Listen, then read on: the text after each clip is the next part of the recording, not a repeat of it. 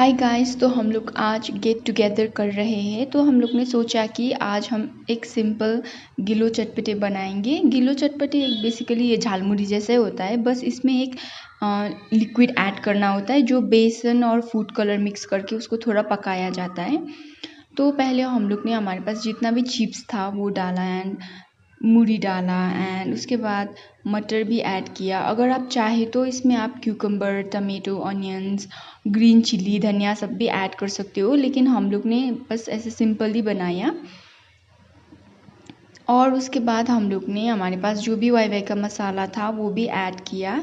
Add करने के बाद हमने थोड़ा नींबू भी ऐड किया और उसके बाद हम लोग ने जो पहले से बना के रखा था वो डाला। ये गिलो बेसिकली वो बेसन और फूड कलर को पका के थोड़ा थिक लिक्विड जैसा बनाना होता है, उसको भी ऐड किया एंड अच्छे से मिक्स किया एंड देन आफ्टर इंजॉय किया हम लोग ने।